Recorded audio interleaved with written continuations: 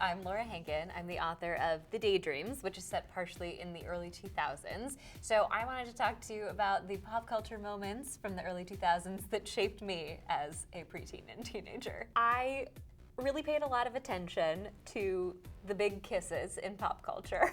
Of course, there was the Britney Spears, Madonna, and Christina Aguilera at the VMAs making out. I don't know why it felt like awards shows just went so much harder at the time, but it feels like they did. Of course, there was also the Spider-Man upside down kiss, which I saw in a movie theater with a bunch of my friends, and Kirsten Dunst and Tobey Maguire like making out in the rain. He's hanging down. I don't even really remember what happens before or after this, but the kiss itself is burned into my brain, and I just like really remember seeing his chin.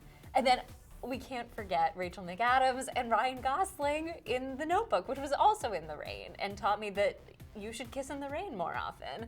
And the great thing about them is that they reenacted this kiss when they won Best Kiss at the MTV Movie Awards. And it was good. I feel like this makes me sound like all I thought about was kissing when I was a 13-year-old girl, which is probably true. My actual first kiss was like my boyfriend, my sixth grade boyfriend that I'd been dating for like 7 months at the time, and all of our friends were like, kiss, kiss, kiss, and we pecked on the lips really quickly on the street corner and then just fled in opposite directions. So it wasn't quite Ryan and Rachel in the rain. So Britney Spears coming out and dancing with a python, I think it was, wrapped around her shoulders at the VMAs was a seminal moment for me as well. And I feel like part of it was that at the time there was a lot of criticism of Britney as this lightweight pop princess, and you know, being a middle school girl, it wasn't really cool anymore to like Britney, and you had to joke about how she wasn't very talented. But it felt like this kind of amazing middle finger to everybody to be like, oh, you think I'm lightweight? I'd like to see you dance with a python. I had a pet frog. Did you ever try and reenact the Britney VMA dance with your pet frog? No, I thought my pet frog was kind of gross. So I don't think I ever touched it. I think Joe Millionaire was one of the first reality shows that I watched pretty religiously, which, if I'm remembering correctly, the concept was that a bunch of women were like sent to compete against each other to woo this man, and they all thought that he was a millionaire, but actually he was a plumber or something. I don't know. The point was that he was not like a wealthy man, and at the end they were gonna learn of the deception.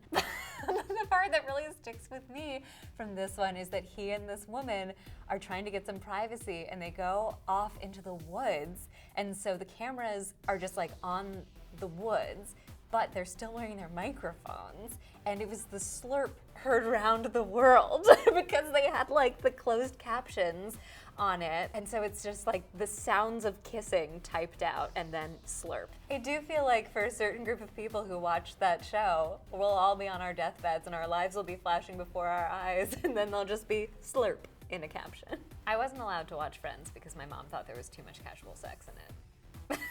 I feel like your favorite boy band at the time really said a lot about you as a person. You know, it was like the Jets and the Sharks. Were you an NSYNC or a Backstreet Boy girl? And then, of course, who was your favorite within the group, because you had to lay claim because they were going to be your future husband. I don't think I was cool enough to listen to the Strokes or the Yeah Yeah Yeahs. I, like when I was trying to prove that I was cool, I listened to Sum 41. I loved the OC. Seth Cohen was my dream man. You know, he seemed kind of attainable somehow to a young teenage me. I was like, I could get Seth Cohen. At a certain point, the show went a little off the rails, and I stopped watching. But perhaps it's time for a rewatch. In a less fun way than all the kissing, I would say that the Janet Jackson wardrobe malfunction at the Super Bowl really stuck with me and shaped me.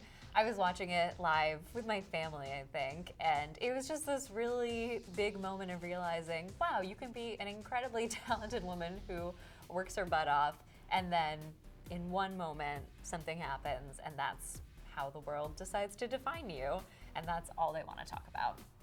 Meanwhile, the guy who rips your little boob thing off, it's fine. The High School Musical phenomenon was wild. It was just everywhere. And, you know, at that point, my friends and I were later in high school, and so we weren't watching it earnestly. We were watching it ironically, of course. At the same time, we knew all the lyrics to all the songs and watched all the sequels. And now here I am, over a decade later, promoting a book that was written about a show inspired in large part by High School Musical. So how ironic was my interest, really? I don't know. I think if the Daydreams had been real and all the stuff in the book had actually happened, a lot of preteen girls would talk about their scandalous live finale and what happened during that as a moment that really opened their eyes and shaped them years later.